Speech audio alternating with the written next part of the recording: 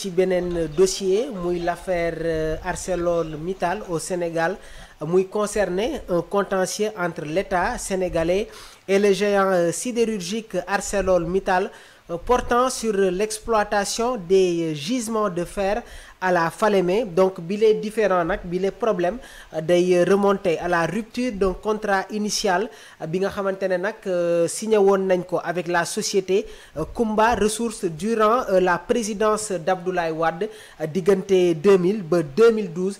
Par la suite nag un nouvel accord avec ArcelorMittal avait été signé pour l'exploitation de ces ressources. Donc lii moo nekk le contexte général dañuy nag fas yéene ñëw indi leen tous les détails concernant ce dossier. Face à ce conflit commercial, l'État sénégalais dafa saisiroon la chambre de commerce internationale réclamant des sommes importantes d'argent qu'il estime lui revenir.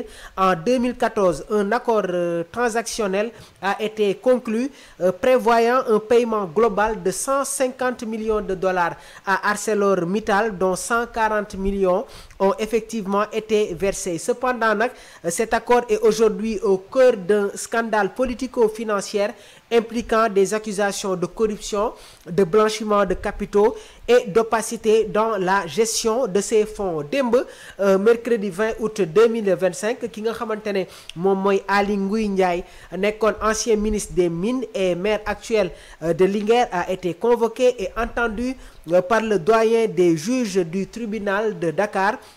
Donc sa convocation tamit day dugg, sa convocation s'inscrit dans cette enquête judiciaire qui vise à faire la lumière maanaam càmbar saytu les modalités et la transparence de l'accord transactionnel autorisant le versement de 140 millions de dollars à ArcelorMittal. Ci bile audition nag audition bi jot na durer environ 1 heure. Aly Ngouille Ndiaye accompagné de son avocat ki nga xamante ne moom mooy maître Oumar Youm s'est présenté au cabinet du juge en début de matinée et a pu fournir sa version des faits concernant le protocole financier. À l'issue de son audition, il a été relâché et est rentré chez lui libre de toute contrainte judiciaire. Waaye tamit nag ci biir dossier am na li nga xamante ne moom mooy les enjeux et les suspicions autour du protocole.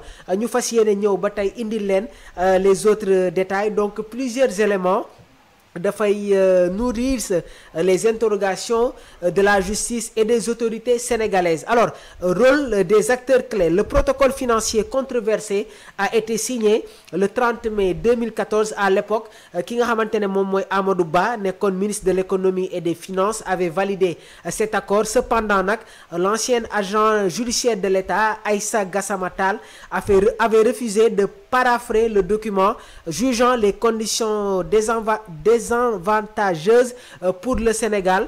Alors par la suite nag si la ñu gisee ab plainte ak réouverture du dossier sous le régime du président Bassirou Diomaye Diakhar Faye, une plainte a été déposée par le nouvel agent judiciaire de l'État, ce qui a conduit à l'ouverture d'une information judiciaire.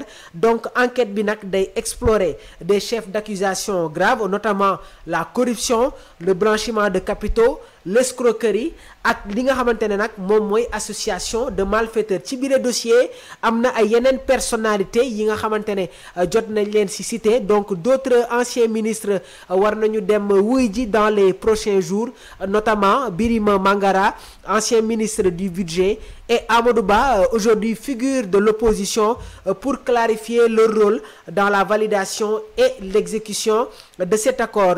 Sur les réactions et les perspectives, bi la affaire tamit, cette affaire est au cœur d'un débat public intense au Sénégal, notamment en raison des montants très élevés en jeu, environ 78 milliards de francs CFA, et du rôle des responsables politiques de haut niveau. Jamono ji nag ñun ñëpp xam nañ ne que dañu nekk ci la reddition des comptes. Donc transparence et justice, enquête bi day viser à garantir la transparence des opérations financières, waaye tamit déterminer les responsabilités dans la gestion des fonds publics. Concernant l'impact politique, dossier bi tamit day mêler ay enjeux économiques, intérêts stratégiques dans l'exploitation des ressources naturelles et responsabilités politiques, notamment à un moment où le Sénégal day chercher à renforcer la bonne gouvernance. Attente de la population, l'opinion publique attend des résultats concrets et des éclaircissements pour restaurer la confiance dans la gestion des ressources et la justice. Donc dossier bi day rester en évolution avec les prochaines auditions prévues des autres protagonistes et les suites judiciaires qui seront données. Il illustre les difficultés rencontrées par le Sénégal dans la gestion des ressources naturelles stratégiques et la lutte contre la corruption. Donc lii lañ leen indiloon tey mu nekk tamit l'affaire ArcelorMittal avec ses rebondissements gannaaw ba ñu convoqué woon démb ki nga xamante ne moom mooy l'ancien ministre des mines Aly Ngouille Ndiaye qui est rentré libre après son audition. ñi ngi xaare ni aussi les autres personnalités yi nga xamante ne tamit war nañu dem wuy ji ci yeneen convocation yi muy Birima Mangara ak tamit Amadou Ba ñoom tamit war nañu dem répondre à la justice sénégalaise. Donc lii yëpp day dugg tamit ci li nga xamante ne moom mooy le chapitre de la reddition des comptes comme niñ leen ko évoqué sànq ba tey dinañu am des nouvelles révélations waaye tamit des rebondissements yi nga xamante ne day concerner les dossiers yi nga xamante ne DKR 221 mi ngi leen koy indil di leen ko jox yéen suñu mbokk internautes yi jërë ngeen jëf.